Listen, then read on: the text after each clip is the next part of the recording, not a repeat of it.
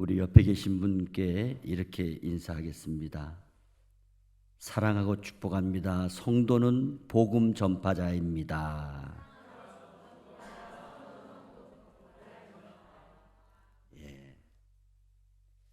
오늘은 10월 마지막 주일 예배로 드립니다. 지난 주일에는 사도행전 22장 2절에서 30절 말씀을 가지고 사도 바울의 복음의 변증에 대해서 말씀을 나누었습니다. 오늘은 이어서 사도행전 23장 1절에서 11절 말씀을 가지고 말씀을 전하려고 합니다. 오늘 봉독한 본문 말씀으로 담대한 복음 전파자라는 제목으로 말씀을 선포할 때에 많은 은혜 받으시기를 바랍니다. 오늘 담대한 복음 전파자는 어떠한 삶의 어려움이나 위기 속에서도 복음을 전하는 것을 멈추지 않는 자를 말합니다. 사도 바울은 지금 인생의 가장 위급한 순간에 서 있습니다. 그는 예루살렘에서 유대인들의 폭동으로 체포되어 로마 군인의 보호 아래 갇혀 있었습니다.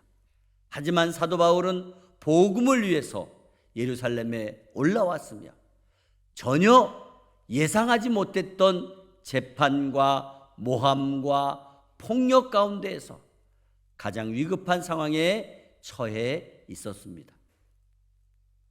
그렇지만 하나님께서는 이러한 절대절명의 상황에 있는 사도 바울에게 말씀해 주셨습니다. 담대하라. 담대하라. 내가 예루살렘에서 증언한 것과 같이 로마에서도 증언해야 하리라. 바로 이 말씀은 복음 전파자의 주체가 사람이 아니라 하나님의 뜻과 하나님의 계획에 있다는 것을 보여주고 있는 말씀입니다. 오늘 본문 말씀은 담대한 복음 전파자로서의 사도 바울의 모습을 통해 복음을 전하다가 일어날 수 있는 여러 가지 위급한 상황과 박해를 받고 있는 상황이라도 흔들리지 않는 그런 신앙의 비밀을 가르쳐주고 있는 것입니다. 사도 바울은 제3차 전도 여행을 마치고 예루살렘으로 올라왔습니다. 그런데 성전에 이방인을 데리고 들어갔다는 오해를 받아서 큰 폭동이 일어나게 되었고 심지어 군인들까지 동원이 되어서 급기야는 사도 바울이 체포를 당하고 별도로 가두어 놓기에 이른 것입니다. 그는 군중들 앞에서도 담대하게 자신이 회심한 간증을 선포하면서 변증했지만 이방인에게 복음을 전했다고 하는 것 때문에 유대인 폭도들이 다시 격분하고 죽이려고 달려들었던 것입니다. 그때 천부장은 사도 바울이 왜 고소를 당했는지 알아보기 위해 유대 공회를 소집했습니다. 그때 사도 바울은 산헤드린 공회 앞에서 자신이 양심을 따라 하나님을 섬겼다고 담대히 말하고 있습니다. 그러나 대제사장 아나니아의 명령으로 폭행을 당하게 되었고 공회는 사도 바울을 두고 논쟁과 분열이 심하게 일어났던 것입니다. 결국 사도 바울은 로마 병영으로 옮겨져서 보호를 받게 되고 그날 밤에 주님께서 찾아오셨던 것입니다. 그러면 오늘 담대한 복음 전파자 사도 바울은 저와 여러분에게 신앙적으로 어떤 영적인 교훈과 도전을 제시하고 있습니까? 첫째로 담대한 복음 전파자는 깨끗한 양심으로 하나님을 섬깁니다. 오늘 본문 1절 말씀을 다 같이 함께 읽겠습니다. 시작. 바울이 공회를 주목하여 이르되 여러분 형제들아 오늘까지 나는 범사의 양심을 따라 하나님을 섬겼노라 하거늘. 아멘. 사도 바울은 산헤드린 공회의 재판장 앞에서 양심을 따라 하나님을 섬겼노라고 말을 전하고 있습니다. 그는 인간적인 변명이나 자기 방어를 하는 말을 하기보다는 하나님 앞에서의 정직한 신앙 양심을 강조하고 있는 것입니다. 여기 양심을 따라 하나님 섬겼다고 하는 말씀은 사람들에게 보여주기 위한 외적인 종교 행위를 말씀하는 것이 아니라 실제적으로 신앙의 진실함을 더 중요하게 여기고 복음을 전했다는 것을 말하는 것입니다. 사도 바울은 과거 바리새인으로서 율법의 열심당이었으나 그 열심이 예수님을 거부하게 되었음을 나중에 깨닫고 회개했다고 전했습니다. 그 이후 그는 하나님 앞에서의 양심으로 살아가며 열정적으로 복음을 전파했던 것입니다. 오늘날 저와 여러분에게 필요한 것은 교회 안에서의 체면이나 자존심이 아니라는 것입니다. 하나님 앞에서 부끄럽지 않은 신앙 양심이라는 것을 기억하시기 바랍니다. 양심이 성령에 사로잡히게 되면 우리는 어떤 상황에 있어서도 담대히 복음을 전하게 될 줄 믿습니다. 두 번째, 담대한 복음 전파자는 불의한 지도자 앞에서 진리를 외칩니다. 오늘 본문 2절에서 5절 말씀을 다 같이 함께 읽겠습니다. 시작. 대제사장 아나니아가 바울 곁에 서 있는 사람들에게 그 입을 치라 명하니 바울이 이르되 회칠한 담이여 하나님이 너를 치시리로다.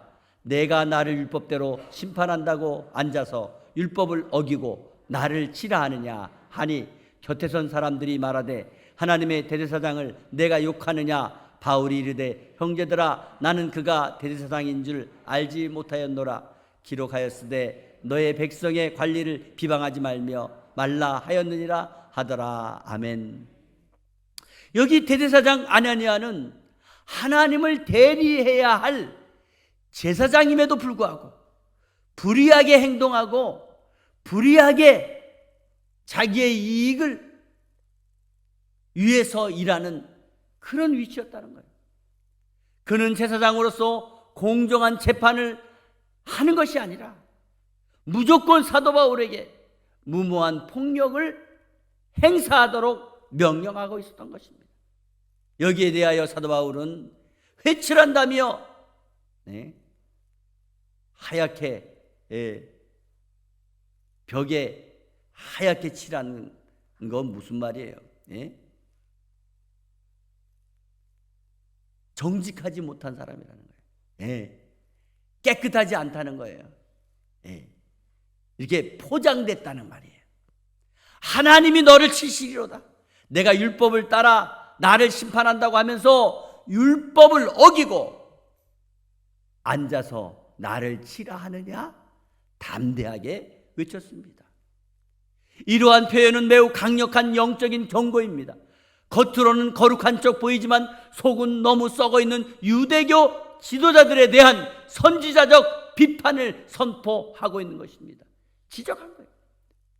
그러나 그렇게 하는 것으로 끝나는 것이 아니라 사도 바울은 나중에 그가 대제사장인 줄 알지 못했다고 사과를 하면서 자신의 지나친 말에 예의에 어긋난 것은 인정하지만 그의 중심에는 여전히 진리와 공의를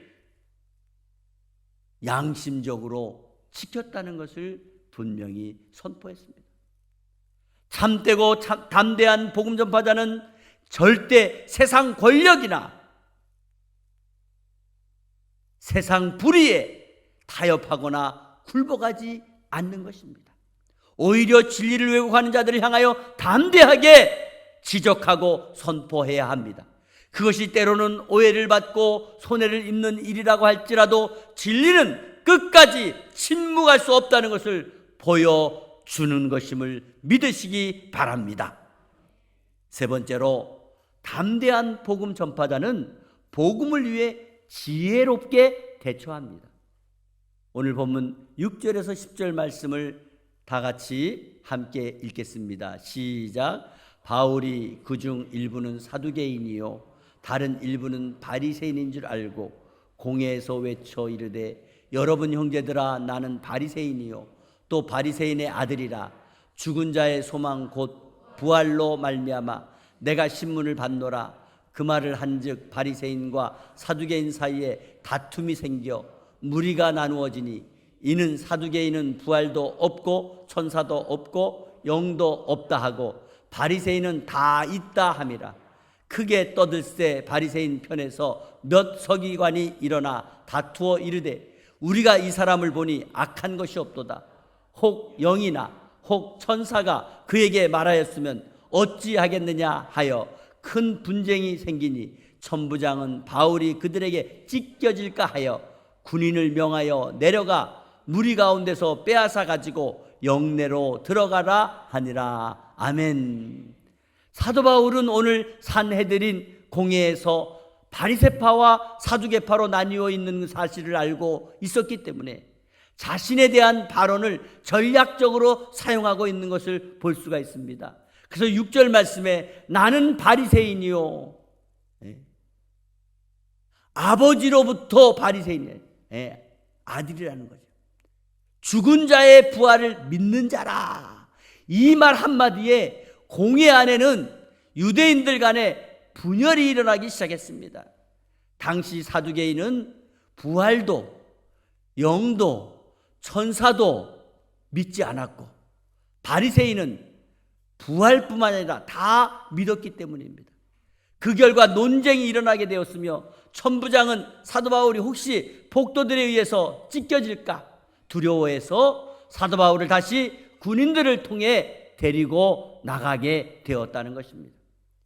지혜는 복음 사역에도 중요한 도구가 된다는 것을 보여주고 있습니다. 사도 바울은 단순히 감정적으로 대응하려고 하지 않았고 그때 상황을 보면서 영적으로 분별하여 하나님의 뜻이 이루어져가는 방향으로 반응했던 것입니다. 이처럼 복음을 전하는 사람은 언제나 성령의 지혜가 필요한 줄 믿습니다. 골로새 4장 6절 말씀에 너희 말을 항상 은혜 가운데서 소금으로 맛을 낸것 같이 하라. 아멘. 무슨 말입니까? 우리가 복음을 전할 때 지혜롭게 하라는 거예요. 여기 보니까 은혜 가운데 소금으로 맛을 낸것 같이 하라. 소금으로 여러분 고기에다가 소금 아주 잘 하면은 적당히 하면은 고기가 고소하고 또 음식도 소금을 적당히 타면은 맛있잖아요. 이렇게 복음을 전할 때에 입맛에 잘 맞도록 이해가 잘 될 수 있도록 전해야 된다는 거예요. 잠언 15장 23절 말씀에 사람은 그 입의 대답으로 말미암아 기쁨을 얻나니 때에 맞는 말이 얼마나 아름다운고. 여러분 우리가 말을 해야 될 게 있고 안 해야 될 게 있잖아요. 보통 보면은 하지 않아도 될 말을 하는 분이 있어요. 여러분 우리가 복음을 전할 때마다 때에 맞는 말을 전할 수 있는 지혜가 필요하다는 것을 기억하시고 늘 전도하기 전에 하나님 나에게 지혜를 주시옵소서, 이분에게 어떤 말을 해야 될지 알려주시옵소서, 주님이 주시는 지혜로 전도하는 저와 여러분이 되기를 간절히 바랍니다. 네 번째로 담대한 복음 전파자는 주님께서 친히 위로해 주십니다. 자, 오늘 본문 11절 말씀 다 같이 함께 읽습니다. 시작. 그날 밤에 주께서 바울 곁에 서서 이르시되 담대하라, 내가 예루살렘에서 나의 일을 증언한 것 같이 로마에서도 증언하여야 하리라 하시니라. 아멘. 지금 사도 바울은요 혼자 감옥에 외롭게 갇혀 있습니다. 사람들은요 다 떠나고 없습니다. 그런데 주님이 거기에 계셨습니다. 그리고 말씀하셨습니다. 담대하라. 담대하라. 사도 바울이 예루살렘에서 복음 전하고 싶어 했던 것처럼 로마에 가서 복음을 전하게 될 것이라고 명하시고 위로해 주셨습니다. 사도 바울은 예루살렘에서 복음을 전하고 싶어 했습니다. 그래서 복음을 전하라고 했지만은 유대인들에게 거절당하고 만 것입니다. 그렇지만 주님께서는 그런 사도 바울에게 나타나서 이렇게 말씀하십니다. 담대하라. 내가 예루살렘에서 나의 일을 증언한 것 같이 로마에서도 증언해야 하리라. 아멘.